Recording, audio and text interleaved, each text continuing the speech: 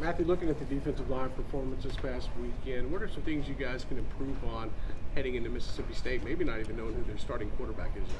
Well, we took some positives from the Georgia game, and we took our negatives, and we need to work on some things, of course. And with their two quarterbacks, I have a freshman and a transfer senior from Penn State, and he played for a good while at Penn State, logged some starts.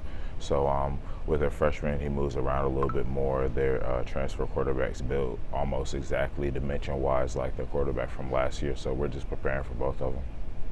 Matthew, you feel like you're in your stride. I mean, it's been back-to-back weeks. You've been involved in several tackles. How do you feel like your game's progressing throughout the season? I'm always working for my game to evolve, and I really my main goal is just to help this team win. I've been here during a tough time in Tennessee history my whole time, and that lights a fire in me. So I'm just trying to do what I can to help the team win. Do you feel like how close do you feel like this defensive line is to being consistent, having more good plays than not good plays? We talked about it yesterday. We might have 75 plays in the game, and half of them are positive, and 2/3 of them, we lined up correctly. But it's about getting that other third and getting that other half. That's what it's all about, because one guy out of line, one guy out of position, one guy not doing his job will cost us a series of the game. So. When you talk about guys being in position, from our vantage point, we see a lot of the linebackers moving guys on the defensive line around before the snap. Do you think the defensive line has had a problem with that, or is that maybe a linebacker just doing more? No, it's no problem. It's not even a linebacker doing more. It's just, when the offensive checks, we check too. I think he only played 1 year when Bob Shoop was here as defensive coordinator. I'm just wondering, what are your memories of him, and what's it going to be like matching up with him? I didn't know if you had. What's it going to be like seeing him across the sideline?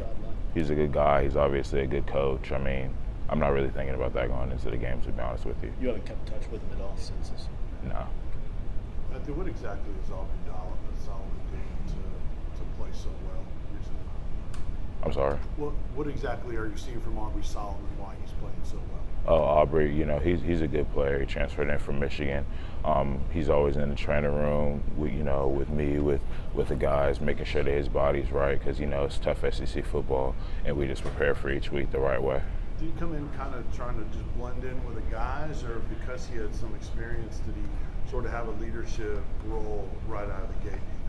I think he just came in with the right mentality. He wanted to play football, forget everything else. Let's just play some football, and I think that's helped him. How much is Emmett Gooden around you guys right now, and what do you see him doing to work back for next year? Emmett's around us a good bit. He's always in the training room trying to get his body right. It's a very unfortunate injury, but he's around us. He motivates us throughout the game. He tries to tell us things from his vantage point. He's always trying to be a help. He's still very much part of this team.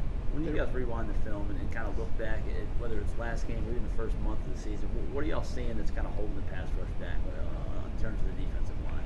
Well, as far as the last game, Georgia does have a good line, and they pass rush well. They pass protect well. They also have 7-man protections and bigger guys. But we just need to have better execution with the one-on-ones. You might get 2 one-on-ones on the ends or 2 one-on-ones on the inside. It just means capitalizing on those, and even if it's not a one-on-one, just pushing the pocket, get in the quarterback's face. And like I said, like last week, it's not all about just sacking the guy, getting the hands up, disguising coverages, and getting a hit on them, something to that extent, just to affect the quarterback. Their running back, Kylan Hill, what catches your attention when you look at him? He's definitely a SEC caliber back. He's had quality rushes, quality games in the SEC, and that usually means that you'll be able to play at the next level from a running back's perspective. So he's a good player.